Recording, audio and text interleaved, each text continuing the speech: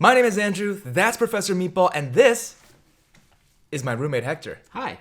I have to have a roommate because that's what it's like to live in California, and between the two of us making healthy six-figure salaries each, we have $10,000 to $20,000 to lose in the year 2020 if retroactively the tax rate increases. This is what you need to know.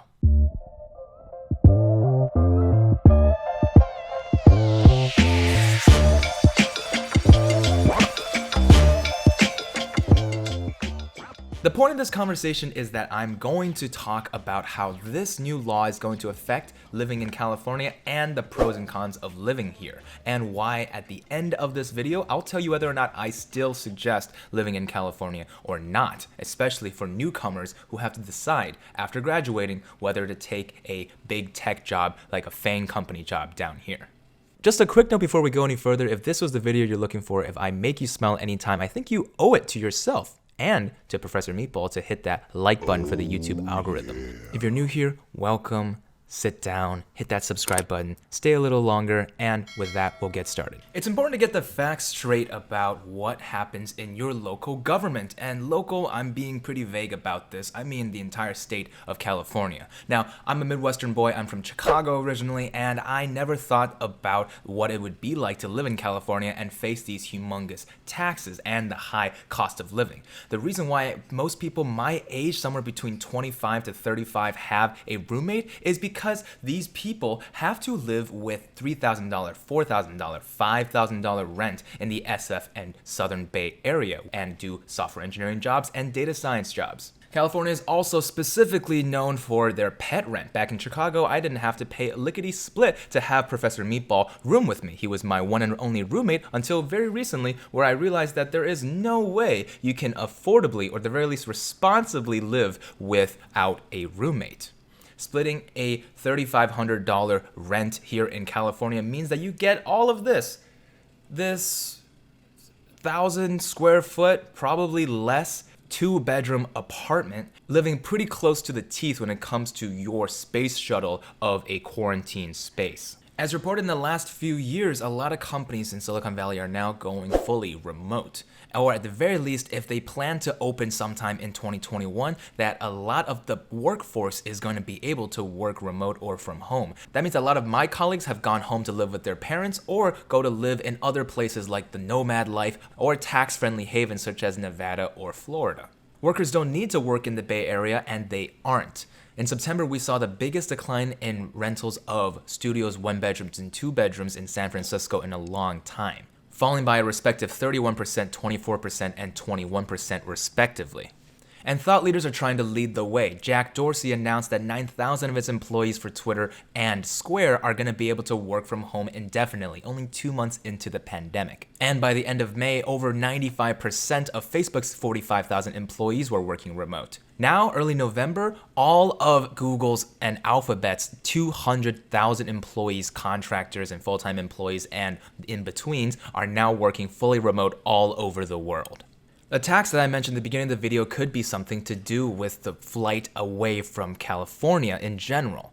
Assembly Bill 1253 is going to retroactively change the tax rate for very wealthy Americans. However, this is where the crux of the story lies. Do I regret coming to California, having to live in smaller and more compressed lifestyles, whereas I could have been buying a home by now with the capital that I have anywhere else in the country? And do I regret living in a state that is supposedly pushing out its most influential members of society, people who make $1 million, $2 million, $5 million, and now having to pack up in their Teslas and go over to Arizona, Nevada, Chicago, New York, or Seattle? And the answer is a resounding no.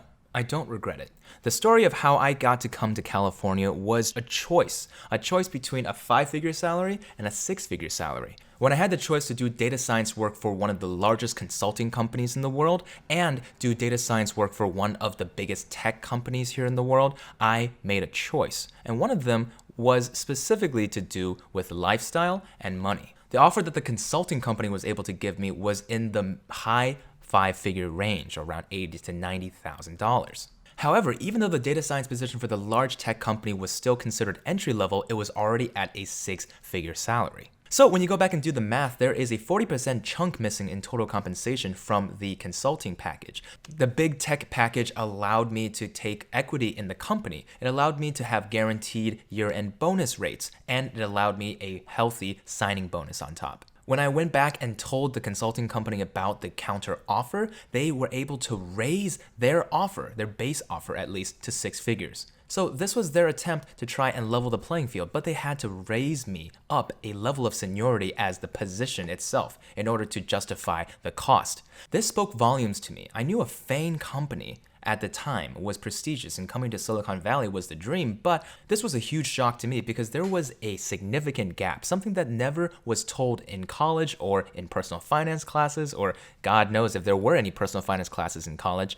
This was news that if you come to California and work for one of these big tech companies in a data science field, you are going to be making significantly more than grinding your hours away in an 80-hour work week for an $80,000 paycheck. Ultimately, the ability to not live the consulting life, travel all over the place, leave my dog at home lonely and by himself was the deciding factor. I was going to pack my bags, come to California, and face the music of a much higher living cost. Now, was all of that worth it? If I lived in a small, cramped apartment like this in Chicago, there is no way I'm paying anything more than $2,000. When I was in college, I was paying less than $1,000 to live comfortably in a studio where my dog and everything else just kind of fit together.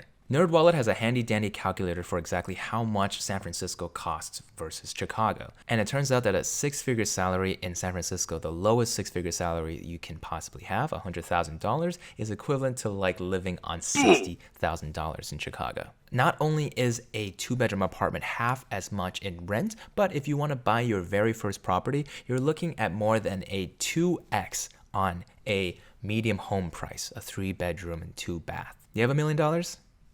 Meatball? Do you have $1 million? Now, beyond the hugely inflated cost of living, as in the cost of the actual rent and the properties, you'll find that transportation, food, entertainment, healthcare, and schools also comparatively are much less, probably around somewhere between 15 to 25% less in Chicago. Chicago isn't necessarily a cheap place to live, it's just in the Midwest. It's the 3rd largest city in America, and yet it has a lot of the creature comforts that you might find in any metropolis, although you do have to deal with the weather, and I'm not going back there. With all that said, you might think, well, you could move back to Chicago, but it is halfway across the country. But even California neighbors like Nevada, Las Vegas, where Graham Stephan recently moved from LA, happens to have even a 68% lower cost of living. And even compared to Chicago, Las Vegas has a 20 to 35% lower cost of living for everything else, including somehow entertainment. Okay. Beats its own stereotype. With all that said, I don't regret coming here. I've been able to invest my time in making incredible friends and making incredible journeys in my career, including making this YouTube channel and talking to you guys. And I do hope that one day when I'm making $1 million, that California either changes its policy towards spending and taxing, or that I would be in a neighboring state. Just like Graham Stephan, like he said he would never leave California, I don't think I'm going anytime soon. But as the coronavirus has been able to show us, the world can be unpredictable at times. Just a few small requests. You might see that I am posting more often. I'm going to try to post a little bit more often for you guys, but it's always going to be around the same exact time. Hope you guys really enjoyed that. I'm going to cover a lot more of these slice of life details about my economic choices and exactly what it feels like to make the choices that I've had, because I am my best research test subject. If this video made you laugh, please hit that like button. If you are new here, please hit that subscribe button. If you like pictures, head over to Instagram. I'm going to start posting there right now. Actually, I'm going to go off and do it. If I can help you to check out one of the links down below, it'll help me out a ton if you're wondering how to support me. And let me shout out one of my patrons for this video, which is DataHoon. Thank you for being you. Thank you for supporting the show. She is on the lead tier. Check out the Patreon site if you want to know more information. Check out the links down below if you want to see any resources that I mentioned, and write a comment down below because I want to know your thoughts about exactly whether or not it's worth living here, or whether or not it's worth living where you live. For now, but not for forever. Peace.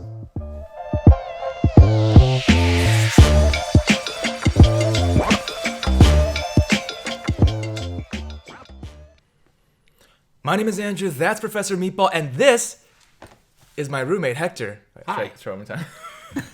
And what do you want me to say? You just say hi. Hi? Yeah. Okay. Hey, meatball. Cute.